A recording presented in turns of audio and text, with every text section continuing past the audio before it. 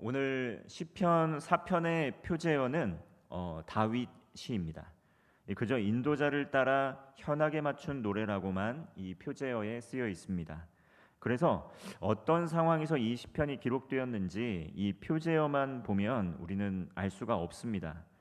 하지만 이 시편 3편, 이 앞에 있는 이 시편 3편이 다윗이 압살롬을 피할 때 지은 시라는 이 표제어를 가지고 있는데, 그것을 감안할 때 많은 성경 연구가들이 이 시편 4편은 다윗이 압살롬을 피해 도망 중에 지은 시라고 이렇게 추측을 합니다. 오늘 시편 말씀에서 이 다윗이 압살롬을 피하는 중에 이 시를 지었다고 한다면, 이 다윗의 고난과 고통이 어떠한 것인지 이어서 연계해서 한번 이 말씀을 살펴볼 수 있습니다. 이 다윗은 고난과 고통 중에 있었는데, 이 앞서 이 시편 3편에서 두려움을 넘어서 이 여호와 하나님을 의지하고 믿음으로 하나님께 주시는 이 평안과 안식을 누렸는데, 이 4편 말씀에서도 동일하게 고난과 고통 중에서도 하나님을 의지하고 믿음으로 하나님께서 주시는 이 평안과 안식을 누리는 그러한 모습을 볼 수 있습니다. 1절 말씀입니다. 내 의의 하나님이여, 내가 부를 때에 응답하소서. 곤란 중에 나를 너그럽게 하셨사오니 내게 은혜를 베푸사 나의 기도를 들으소서. 다윗은 이처럼 환난 중에, 고난 중에 있을 때 의의 하나님의 거룩한 이름을 부르면서 하나님을 의지하면서 하나님의 은혜를 구하면서 그렇게 기도를 드립니다. 이 절망의 순간, 이 고통의 순간 다다르게 될 때 우리는 어떻게 상황을 해결해 나아갑니까? 일상을 살아가는 동안에 우리는 많은 고난과 고통을 겪는데, 그때마다 우리는 어떻게 반응을 하고 있습니까? 이 눈앞에 있는 대상이나 이 환경 너머에서 역사하고 계시는 그 하나님을 바라보지 않는다면 우리는 아마도 현 상황 속에서 인생의 문제 때문에 길을 잃고 방황하고 시간을 허비할 때가 참 많습니다. 현재 직면한 문제를 생각하면서 때로는 낙심하게 되거나 또 불평하게 됩니다. 때로는 우울하게 지내고 더러는 분노하기까지 합니다. 가정과 교회, 일터에서 우리는 끊임없이 삶에서 크고 작은 문제들을 직면하고 있습니다. 그 때문에 마음을 빼앗기게 되고 그 문제가 우리의 심령을 뒤흔들어 놓게 될 때 우리 마음속에 있는 평안도 사라지게 되고 우리의 삶에 있는 평안도 사라지게 됩니다. 염려하게 되고 근심하게 된다는 것이죠. 때로는 이것이 우리에게 집착이 되기도 합니다. 문제가 너무 크게 보이면 문제가 삶 속에서 마음속 깊은 곳에 뿌리를 내려서 이것을 때로는 집착하게 돼서 몸과 마음마저 상해버리게 되고 하나님께서 주시는 평안을 누리며 사는 것이 아니라 이 문제가 되는 삶을 살아가고 맙니다. 압살롬을 피해 도망가는 다윗의 마음 어떻겠습니까? 이 마음을 누가 헤아릴 수 있겠습니까? 이 전체적인 맥락에서 이 상황을 판단할 수 있는 인지력을 만약에 잃어버렸다면, 잃어버릴 수밖에 없는 상황인데, 정신을 차릴 수 없는 상황인데, 만약에 그랬다면 원망이나 복수심에 가득 차 올랐을 것입니다. 너무 화나고 너무 분노가 일어나서 마음이 상하면 쉽게 잠을 이루지 못하는데, 아마 다윗도 두 발을 쭉 뻗고 잠을 잘 수 있는 상황과 형편이 전혀 아니었을 것입니다. 그러나 이 시편 3편 말씀에서 고백하듯이 다윗은 두려워하지 않았다는 것입니다. 당면한 상황 때문에 상황이 달라진 건 아닙니다. 그러나 두려워하지 않고 그 상황 너머에서 역사하시는 하나님을 믿는 믿음 안에서 편히 누워서 깰 수 있는 평안함을 가졌다, 이렇게 고백을 했습니다. 다윗은 하나님을 의지하고 기도하는 사람이었기 때문입니다. 오늘 본문에서도 다윗은 의의 하나님을 부릅니다.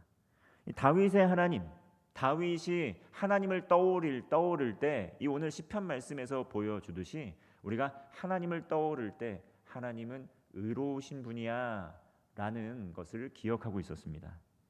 우리는 누군가 그 사람을 떠올릴 때 그 사람의 특징, 그 사람의 생각, 그 사람에게 느껴지는 감정, 우리가 어떻게 인식하고 있는지 그 사람의 이름을 부를 때 그것이 떠오르지 않습니까? 그런데 다윗은 하나님의 이름을 부를 때 하나님은 의로우신 하나님이시지라는 그러한 마음의 그런 확신을 가지고 믿음으로 기도를 했습니다. 하나님께서 의로우신 재판관이시기 때문에 이 자신의 결백함을 보신다면 자신을 안전하게 보호해 주실 것이라고 알고 구했다는 것이죠. 하나님, 이것은 전능하신 하나님, 능치 못할 일이 없는 하나님이심을 고백하는 그러한 칭호입니다. 그 하나님이 의로우신 하나님이라는 것이죠. 전능하신 하나님께서 완전한 의로움으로 이 세상을 통치하고 다스린다라는 고백이 담겨 있는 것입니다.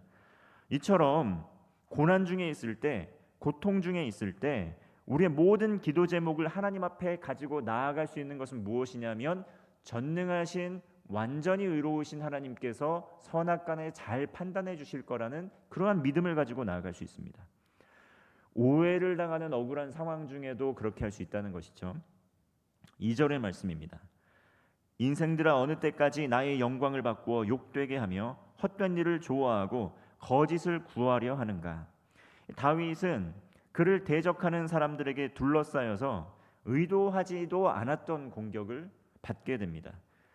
이전까지 권세를 갖고 있고 왕의 자리에 있을 때는 모두 찬양하는 사람밖에 없었을 것입니다. 찬양하고 경배하고 그런 사람밖에 없었다는 것이죠. 그런데 실권하고 권력을 잃고 도망자 신세가 되었을 때 마음속에 있는 말하지 못했던 많은 사람들이 수군수군대고 온갖 수치를 당하고 있는 것이 지금 다윗의 상황입니다. 열받죠. 억울합니다. 삶을 살아가다 보면 이처럼 의도하지 않았지만 바르게 살았지만 잘 모르고 있다가 대적을 만날 때가 있습니다. 어려움을 당할 때 대적을 만나는데 저항할 수 없는 억울한 상황도 있을 수가 있습니다. 사람들의 시기와 질투를 받으면서 환대를 받지 못할 때 분명히 있다는 것이죠. 다윗이 모든 것을 잃어버리고 도망자 신세가 되었고 그 도망자 신세가 되었는데 그를 시기하고 미워하고 질투하던 사람이 다윗을 조롱하고 멸시하고 비웃음에도 불구하고 어떻게 할 수 없는 상황, 너무 억울한 상황 아니겠습니까? 그래서 기도합니다. 헛된 것을 꾸미고 거짓말을까지 보태가지고 지금 음해하고 있는데 이 하나님 앞에서 헌신하고 세워놓았던 나의 영광스러운 업적도 아무것도 아닌 것으로 뒤바꿔 버리고 있는데 다윗은 하나님을 향한 믿음과 확신을 가지고 기도하는 것이죠. 3절의 말씀입니다. 여호와께서 자기를 위하여 경건한 자를 택하신 줄 너희가 알지어다. 내가 그를 부를 때에 여호와께서 들으시리로다. 이 어떤 확신입니까? 근거 없는 비난으로 다윗의 명예를 실추하는 그런 대적들, 원수들. 그렇지만 이 다윗은 억울함이 있지만 억울하지만 주님을 대적하는 대적들을 향해 다윗을 대적하는 대적들을 향해 믿음으로 선포하고 있습니다. 여호와 하나님께서 자기를 위하여 경건한 자 곧 나를 택하셨는데 내가 부를 때에 반드시 하나님께서 응답하신다는 그 믿음과 확신을 가지고 기도하는 것이죠. 이것은 먼저 전제가 되었던 이 믿음의 기도의 이 확신의 기도의 전제가 되었던 것은 다윗이 경건한 삶을 살기에 애를 쓰는 마음의 중심이 여전히 남아 있었다는 것입니다. 마음의 화인을 맞아서 잘못했음에도 불구하고 회개하지 않고 그대로 가는 것이 아니라 때로는 잘못했습니다. 때로는 실수를 했습니다. 하지만 양심이 아직 살아 있어서 하나님 앞에 눈물로 통회하면서 회개하며 말씀과 기도와 예배하는 자리에 꾸준히 나아가면서 경건한 삶을 살기에 힘썼다는 것이죠. 그렇기 때문에 그는 확신했습니다. 의로우신 하나님이 내가 하나님 앞에서 의로운 걸 아시는데 하나님께서 선악간에 반드시 옳게 판단해 주실 것이다. 그러니까 너희들도 알라는 것입니다. 하나님께서 부르신 사람들을 대적하게 될 때 내가 부르짖을 때 하나님께서 반드시 그 기도에 응답하신다는 것이죠. 이처럼 다윗의 믿음, 다윗의 존재적인 가치, 다윗의 자존감, 이것은 하나님의 부르심, 소명에서 시작이 되었습니다.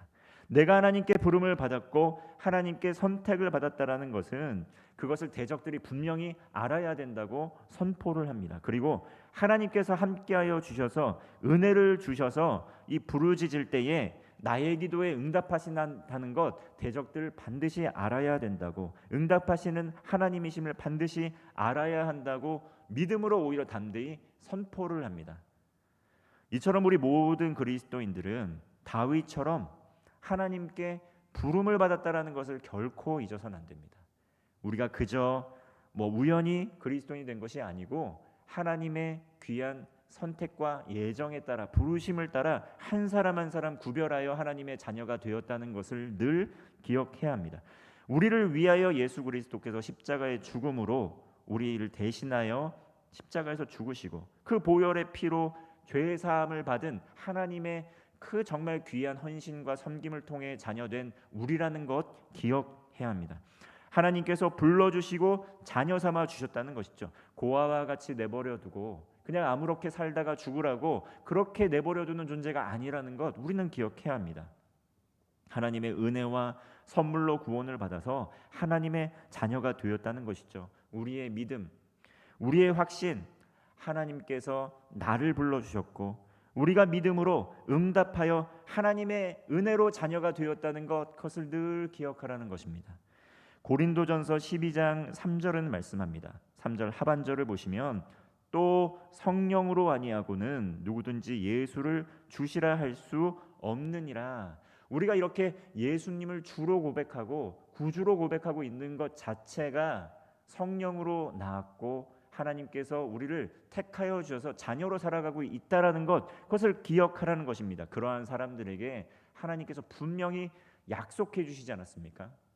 하나님을 가까이 하고 하나님을 사랑하는 자, 그 뜻대로 부르심을 받는 자, 모든 것이 합력하여 하나님의 선을 이루어 가실 것이라고, 구원 계획 이루어 가실 것이라고 믿음으로 약속의 말씀을 우리에게 주셨습니다. 이러한 소명 의식 가지고 살아가야 된다는 것이죠. 우리가 그리스도인이 된 것, 이 땅을 살아가는 것, 이 땅의 발을 딛고 살아가는 것, 그저 우연히 그렇게 된 것도 아니고, 우연히 부름을 받은 것도 아니고, 우연히 아름다운 교회, 또 우연히 우리의 가정, 우리의 나라 온 것이 아니라 부르심, 목적을 따라 하나님께 보냄받은 자라는 그 인식, 그 기억을 분명히 해야 된다는 것입니다. 하나님의 정하시고 계획하심 안에서, 택정하심 안에서 부름을 받았다라는 것을 기억해야 합니다. 고린도전서 2장 7절 말씀을 보시면 오직 은밀한 가운데 있는 하나님의 지혜를 말하는 곳으로서 곧 감추어졌던 것인데 하나님이 우리의 영광을 위하여 만세 전에 미리 정하신 것이라. 하나님만 영광 받으시는 것이 아니라 우리의 영광을 위하여도 만세 전부터 하나님께서 미리 정하신 것이 있습니다. 우리를 자녀 삼아 주셨다는 것이죠. 그러므로 하나님 앞에서 부르심에 합당하게 소명 의식을 가지고 경건의 힘을 또 힘쓰며 살아가게 될 때 그리스도 안에서 온전한 자존감, 자신감을 갖고 살아갈 수 있습니다. 그렇게 할 때 세상을 살아가는 가운데 갈등하게 되고 때로는 우리의 대적들을 만나게 되고 때로는 우리의 신앙의 걸림돌이 되고 장애물이 되는 대상들을 만나게 될 때 믿음으로 기도할 수 있는 것이죠. 지금 문제보다 더 큰, 지금 나의 현재 고난보다 더 큰, 지금의 나의 현재 고통보다 더 크신 하나님께서 나의 하나님이시고 나를 불러주셨고 사용하고 계시기 때문에 그 하나님께 억울한 마음을 가지고 나아가 상소할 수 있다는 것이죠. 그러할 때 하나님께서 반드시 응답해 주신다는 것입니다. 그러면서 다윗은 경고합니다. 4절의 말씀입니다. 너희는 떨며 범죄하지 말지어다. 자리에 누워 심중에 말하고 잠잠할지어다. 이렇게 선포합니다. 대적을 위한 기도입니다. 이 땅을 살아가는 가운데 우리는 그리스도인으로 살아가고 있지만 하나님께서 성령의 능력으로 우리와 함께 하시고 늘 동행하십니다. 원수를 만날 때에 우리가 주눅들지 않고 대적들을 만날 때에 우리가 믿음으로 담대하게 걸어나갈 수 있는 것은 무엇입니까? 하나님께서 우리와 함께 하신다는 것이죠. 여호수아를 보면 믿음으로 담대히 나가게 될 때 수많은 대적들을 하나님께서 이기게 하시고 먼저 앞서 나아가서 승리케 하시고 또 하나님께서 영광스러운 승리를 주시는 것을 보게 되는데, 너희는 떨며 범죄하지 말라는 것입니다. 하나님을 모르는 자, 하나님을 대적하는 자들이 하나님을 욕되게 하고 하나님을 조롱하는 그 행동을 멈추라 선포하는 것입니다. 다윗은 대적을 향해 두려움 대신에 하나님을 향한 신뢰로, 믿음과 확신으로 오히려 너희는 떨며 범죄하지 말아라. 떨라는 것은 무엇입니까? 하나님 앞에 두려움을 가지고 하나님을 어기고 하나님을 모욕하는 일을 반드시 멈추라, 이렇게 오히려 선포합니다. 심술이 고약하고 악한 사람들이 있습니다. 사람과 사람이 만나서 관계를 맺고 살아가다 보면 이 분명히 악한 사람인데 형통을 누리는 것 같고 아무런 해를 당하지 않는 것 같은 그 사람 때문에 괴로워하기도 합니다. 위축되고 살 소망이 끊어져서 이 뉴스를 보게 되면 그것 때문에 극단적인 선택을 하는 사례까지 뉴스에 보면 나옵니다. 저렇게 못된 사람을, 저렇게 악한 사람을 의로우신 하나님께서 왜 그냥 내버려 두시는지, 왜 해결해 주시지 않는지 이해가 도저히 안 되어서 하나님을 원망하기도 합니다. 의로우신 하나님에 대한 불신까지도 품는다는 것이죠. 그러면서 하나님을 떠나가기도 하는데, 오늘 다윗은 굳건한 믿음이 있었습니다. 나를 하나님께서 불러주셨다는 그 소명의식, 굳건한 부르심에 대한 확신이 있었습니다. 그리고 나를 불러주신 의로우신 하나님께서 언젠가는 반드시 선악간에 바로잡으실 것이라는 굳건한 믿음이 있었습니다. 악인의 형통을 기뻐하시지 않는 하나님께서 악인의 어떠한 악과 어떠한 악에 대해서 어떠한 형식으로든지 반드시 벌하게 될 것이라는 믿음이 있었습니다. 그러한 믿음과 확신을 가지고 오히려 대적들을 향해 대적기도 믿음으로 선포하는 것이죠. 범죄하지 말아라. 감히 하나님 앞에 범죄하지 말라는 것입니다.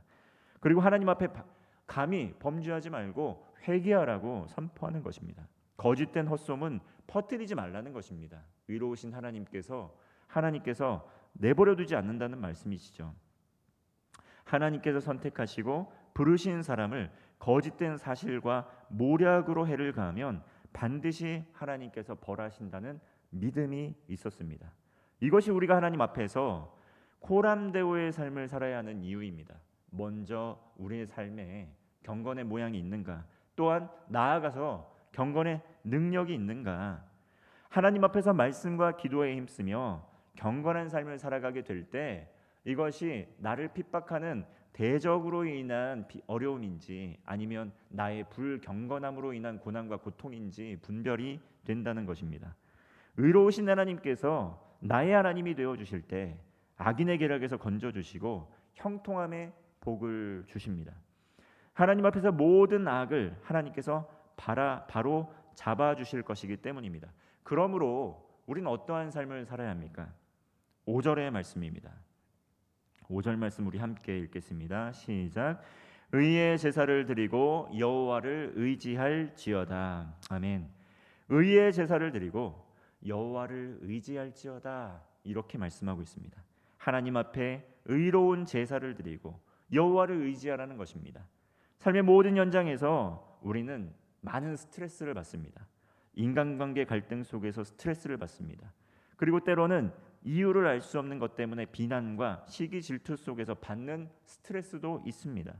믿음으로 살아가는 가운데 믿음으로 받는 박해도 있습니다. 이러한 상황 속에서 우리가 길을 잃지 않고 방향을 잃지 않고 믿음으로 담대하게 살아갈 수 있는 비결 5절에서 말씀하고 있습니다. 하나님 앞에 예배하는 예배자로 살아가는 것입니다. 우리의 창조주이시고 역사의 주관자이시고 나를 가장 잘 아시고 나의 모든 필요를 헤아리시는 여호와, 그 여호와의 이름 앞에 예배자로 살아가는 것입니다. 무엇 사람들은 얘기합니다. 말씀만 보면 문제가 해결됩니까? 기도만 하면 문제가 해결됩니까? 예배만 드리면 모든 것이 해결됩니까? 문제를 직면한 우리의 마음과 생각, 이러한 말들을 들을 때 흔들릴 때가 있습니다. 그런데 그러할 때조차 다윗은 마음의 중심을 지키면서 기도하는 것이죠. 6절 말씀입니다. 여러 사람의 말이 우리에게 선을 보일 자 누구냐 하오니 여호와여 주의 얼굴을 들어 우리에게 비추소서. 이 다윗의 기도입니다. 이 말씀처럼 하나님이 그런 능력이 있어? 하나님이 그런 선을 행할 능력이 있어? 이렇게 묻는 것이죠. 마치 마귀가 네가 하나님의 아들이라면 성전에서 뛰어내려 보아라, 뛰어내려 보아라, 뭐 이러한 시험입니다. 하나님 이거 하실 수 있겠어? 이렇게 묻는 것이죠. 시험합니다. 그러나 주의 얼굴을 비추어 주소서. 나의 원통한 마음 주님께서 아시오니 간절히 간구하는 마음으로 말씀의 자리, 예배 자리, 의로운 그 예배의 자리, 여호와를 부르는 자리로 다윗은 다시 나아가고 있다는 것이죠. 그렇게 하나님의 지혜를 얻습니다. 예배의 자리에 나가게 될 때 그렇습니다. 전능하신 여호와 하나님께서 함께 하실 때에 예배의 자리에 나아가게 될 때, 말씀의 자리에 나가게 될 때, 기도의 자리에 나아가게 될 때 해결되지 않는 삶의 문제가 해결된다는 것, 아마 이곳에 있는 모든 우리 성도님들 삶에서 경험했을 것입니다. 신랑을 기다리는 열처녀와 같이 하나님께서 반드시 기도에 응답하여 주실 것이라는 그 믿음을 가지고 기도했을 때 끝끝내 응답하시는 하나님의 응답하심 경험하셨을 것입니다. 믿음으로 신실하게 예배하는 예배자로 살아갈 때 기도는 땅에 떨어지지 않고 반드시 응답됩니다. 많은 사람들이 자신의 기쁨을 따라 또 예배 자리에서 떠나가게 되고, 많은 사람들이 이 예배의 가치를 훼손할 때에도 하나님의 마음을 알고 이 예배의 귀중함을 알고 의의 제사를 드리기에 힘쓰고 여호와의 이름을 부르짖는 그 하나님의 사람에게 하나님께서 놀라운 축복을 예비하여 주실 것으로 믿습니다. 우리는 믿음으로 선포해야 됩니다. 여호와 하나님, 주의 얼굴을 우리에게 비추어 주옵소서. 간절한 믿음으로 주의 얼굴 뵙기를 소원하며 이 불의한 재판관에게 기도하여 응답받았던 정말 그 과부의 심정으로 하나님 앞에 나아가야 한다는 것이죠. 은혜를 구하며 나아가야 한다는 것이죠. 7절의 말씀입니다. 그러면 어떻습니까? 주께서 내 마음에 두신 기쁨은 그들의 곡식과 새 포도주가 풍성할 때보다도 더하니이다. 그 어떤 기쁨보다도, 그 어떠한 곡식과 그 어떠한 새 포도주가 풍성할 때보다도 그 기쁨이 넘칩니다라고 고백을 하고 있습니다. 돈도 필요하고 음식도 필요합니다. 입을 옷도 필요합니다. 근데 모든 것이 있고 모든 것이 가졌는데 왜 허무한 것입니까? 남들이 다 부러워하는데, 부러워하는 삶을 살아가는데 왜 아직도 이 마음속에 공허함이 여전합니까? 그 무엇으로도 채워지지 않는 빈자리가 있기 때문입니다. 하나님께서 창세 때부터 만들어 놓으신 그 자리, 하나님의 영으로 영적 존재로 지음받은 우리 모두가 그 무엇으로도 채울 수 없는 빈자리가 있는데 그곳이 바로 하나님이 통치하시고 하나님이 주인 되시고 하나님이 왕이 되어 주실 때 채워지는 자리라는 것, 우리는 그것을 기억해야 됩니다. 여호와 하나님을 영화롭게 하고 영원토록 하나님을 즐거이 여기는 사람에게 그 누구도 빼앗아갈 수 없는 기쁨과 또 은혜가 충만한 감사가 있다는 것이죠. 예배는 하나님을 만나는 그러한 자리여야 합니다. 곡식과 포도주보다도 더 그득한 기쁨이 있는, 더 큰 기쁨이 있는 자리가 예배의 자리여야 된다는 것이죠. 어느덧 예배의 자리, 또 말씀의 자리, 기도의 자리가 점점 또 비어가고 있는 것이 또 오늘날 교회의 모습들입니다. 코로나 이후에 거의 교회에서 한 20% 정도는 그 빈자리가 더 크게 느껴지게 되었다고 합니다. 예배의 기쁨을 또 얻지 못해서 그 감격을 또 잊어버리게 돼서 예배 자리에 나오지 못하고 다른 기쁨을 위하여 기웃기웃 거리게 되는 것이 오늘날 우리의 삶의 자리가 되었다는 것입니다. 예배를 통해 하나님을 만나는 기쁨, 그 무엇보다도 바쁠 수 없고 그 무엇과도 비교할 수 없는 참된 영혼의 안식을 준다는 것, 우리는 기억해야 됩니다. 8절 말씀을 보면 내가 평안히 눕고 자기도 하리니 나를 안전히 살게 하시는 이는 오직 여호와이시니이다. 우리 함께 8절 말씀 다시 한번 함께 합독하겠습니다. 내가 평안히 눕고 자기도 하리니 나를 안전히 살게 하시는 이는 오직 여호와이시니이다. 아멘. 평안히 눕고 잘 수 있게 하는 그 원동력을 주시는 분, 그것은 바로 여호와 하나님이시라는 것 기억해야 됩니다. 이 세상에 썩어질 것, 한시적인 것, 영원하지 않는 것을 위하여 삶을 드리는 것만큼 어리석은 것이 없습니다. 우리가 현재 직면한 고난, 고통, 세상의 근심, 걱정에서 비롯된 것은 아닌지 점검해 보아야 합니다. 물론 세상을 살아가는 동안 이러한 것들, 조건들 필요합니다. 돈도 있어야 되고 배우자도 만나야 되고 자녀 교육도 잘 시켜야 됩니다. 여행도 다녀야 됩니다. 그렇지만 그것과 하나님을 맞바꾸어서는 안 된다는 것을 기억해야 됩니다. 썩어질 것을 위하여 영혼을 준비하면서 하나님을 예배하는 예배의 자리와 맞바꾸어서는 안 된다는 것이죠. 영원하지 않는 것, 불확실한 미래를 위해 막연히 움직이고 있다고 한다면 다시 한번 하나님의 뜻을 구하는 자리로 나아가야 한다는 것입니다. 썩어질 것을 위하여 생명을 드리는 것이 아니라 영원한 것을 위하여 삶을 드리고 영원한 것을 위하여 생명을 걸어야 한다는 것이죠. 영원한 하나님 나라의 부르심과 소명을 갖고 사는 하나님의 사람들에게는 하늘의 평강과 하늘의 안식과 하늘의 위로하심이 함께합니다. 나를 안전히 살게 하시는 이는 오직 여호와 하나님이십니다. 하나님의 부르심과 확신과 믿음으로 안전히 살게 하시는 그 하나님과 동행하는 가운데 참된 기쁨과 은혜가 넘치시기를 주님의 이름으로 축원합니다. 아멘.